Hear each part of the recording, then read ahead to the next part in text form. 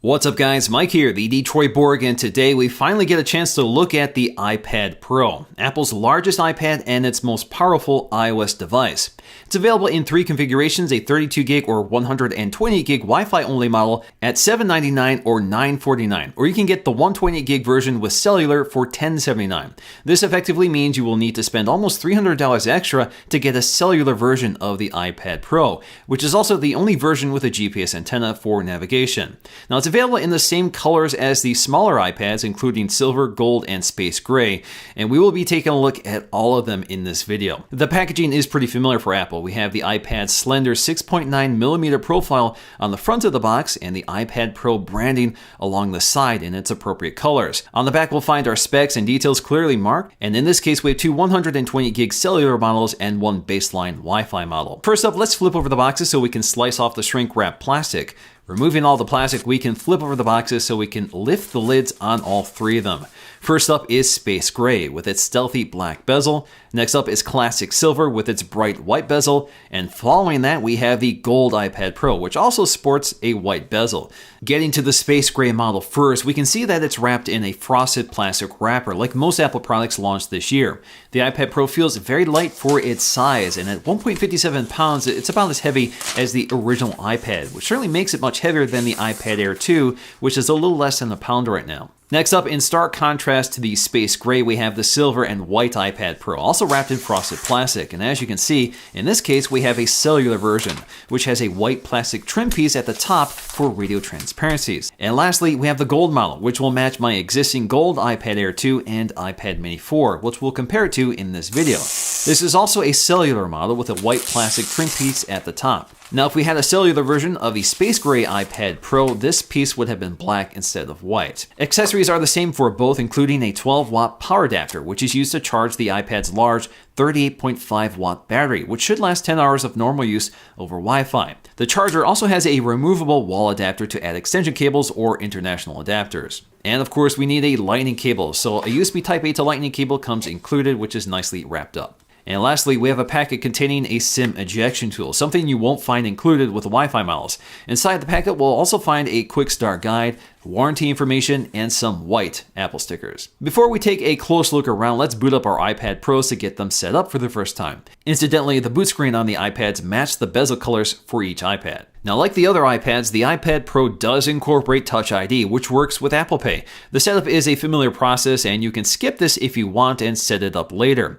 iPad Pro unfortunately does not pick up the lightning-fast Touch ID 2 sensor from the newest iPhones. So taking a closer look at the iPad Pro, we are confronted with a truly massive 12.9-inch 4x3 LCD IPS display with a Retina resolution of 2732 by 2048, which is good for 264 pixels per inch, making it the highest resolution display on any iOS device today, but with the same pixel density of the iPad Air 2.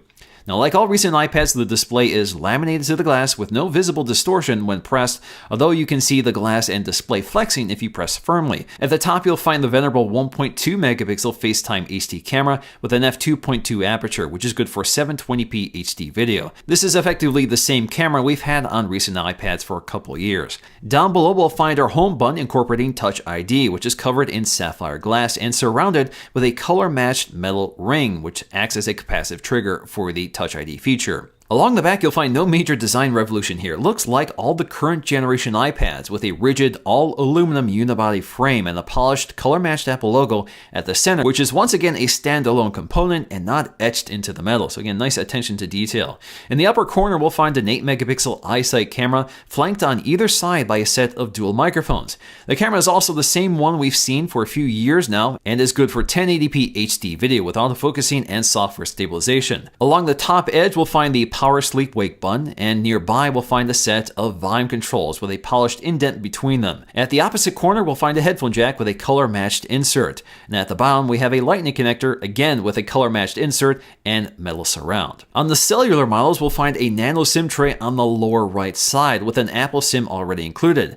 This SIM can actually be used to activate a number of services, so you don't need to purchase a specific SIM for each carrier. You can basically set this up under settings. The iPad Pro also features a radically different speaker design than previous iPads, with speakers at all four corners. The iPad actually has resonance chambers milled into the metal frame and covered with a carbon fiber cap. This creates a very dynamic soundscape and lower resonance, which creates a much fuller and immersive sound. The iPad can also adjust speaker output depending on orientation, which means the speakers always sound balanced. Now, with these resonance chambers, there is a noticeable amount of vibration in the chassis, especially with the speakers at higher volumes. And if you're holding the iPad in landscape orientation, this means your palms are near these speakers, which can distort the audio even with another set of speakers to compensate. Audio does sound really impressive, and it's certainly the best audio experience on any tablet today, but my only complaint is that audio sounds a bit distant or muffled and not as crisp and clear as a set of front-facing speakers. Also unique to the iPad Pro is a new Smart Connector, which is a set of pins integrated into the side of the iPad, which can provide a data and power connection to accessories, such as the official Apple keyboard case or third-party cases like this Logitech case. This means accessories don't need to provide their own power and no Bluetooth connection is needed. It's all powered by the iPad through this connection. This is particularly nice for backlit keyboards like this Logitech keyboard, which would otherwise have to be charged frequently in order to maintain that backlighting. In terms of specs, the iPad Pro is packing Apple's new A9X CPU, which is a dual-core processor clocked at around 2.25 GHz with 4 gigs of RAM.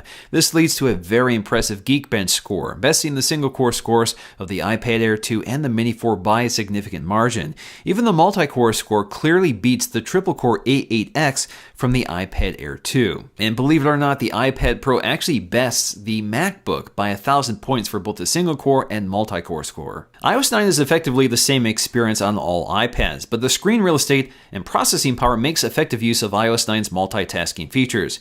Now we have Slide Over that allows you to peek into apps by swiping in from the right edge in either portrait or landscape orientation. Or we can swipe to expand them for side-by-side windowing. This is only available for apps that support scaling, which includes all Apple apps. But effectively, this allows you to interact with two apps at the same time, and iOS 9 handles this very smoothly and seamlessly. Perhaps the biggest software tweak for the iPad Pro is the new software keyboard, which is nearly the same size as a full-size Apple Magic Keyboard. That's because we have this large screen to work with. Now, this new software keyboard adds a number row at the top, in addition to conventional punctuation and function keys like Caps Lock and Tab. Effectively, it's nearly identical to a classic Apple Mac keyboard with a few tweaks and omissions. This makes it easier to type on the iPad Pro keyboard like a traditional keyboard, but it's still hard to get used to since there is no physical feedback, and it's hard to maintain your fingers near the home row without resting your tips on the glass. Unfortunately, especially in the iPad Pro's case, you can't split the keyboard for thumb reachability like you can on the iPad Air 2 and iPad Mini 4. The camera app doesn't add any new tricks from previous iPads. We still have time-lapse and 120 frames per second slow motion.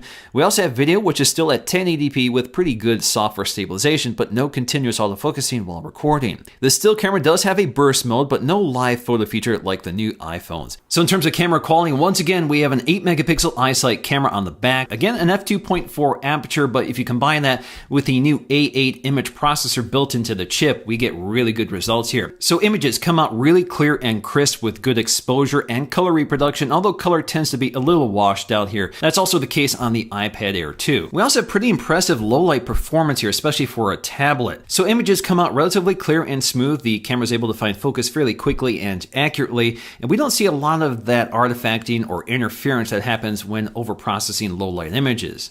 Video also looks great here, so Apple has really good software stabilization. There's no optical image stabilization here, but we do get excellent results in terms of handheld video. The only problem with this camera is that we do not have continuous autofocusing, so you will have to tap the screen to adjust focus if you change your shot. But again, video comes out clear and crisp with good detail, color reproduction, and exposure. So overall, a great camera system, very much like the one on the iPad Air 2. The iPad Pro is a significantly larger tablet than the iPad Air 2, and especially the iPad Mini 4. In fact, the iPad Pro has 70% more screen real estate than the iPad Air 2. Now, compared to some of Apple's laptops, the 4x3 iPad display is actually much larger than that of the MacBook, and it's closer to a 13-inch MacBook Pro. And once you start adding keyboard accessories, this actually turns into a fairly large laptop. We also get a host of new accessories for the iPad Pro. The two biggest ones are the Smart Keyboard. We're going to have to take a look at this in a separate video because it's not launching alongside the iPad Pro in retail stores. We also have the Apple Pencil, which is a stylus designed specifically for the more sensitive touchscreen of the iPad Pro. Again, we'll take a look at that in a separate video. We do get some cases for the iPad Pro, including a silicone case available for $79 in charcoal gray or white. We can also pick up a matching smart cover for $59, and just like other iPads, it magnetically attaches to the side of the iPad and folds up and puts the iPad to sleep or wakes it up. Ultimately, the iPad Pro is a tough one to categorize. It means different things to different people. For me, it's a laptop with LTE and a touchscreen. To others, it's a digital sketch pad or a bigger display for media consumption and gaming. But ultimately, it's a more powerful tool than before, but its size and heft means it's not really just a larger iPad Air. Using the iPad Pro is a very different experience, so the challenge for an iPad shopper is to determine what they need or what they want from their tablet or laptop. Alright guys, so before I go, what I want to know from you guys is how would you use your iPad Pro? Let me know in the comment section below. Alright guys, so that's going to do for me in this video. Hope you guys enjoyed it. Thanks for watching, and I'll see you again in the next video.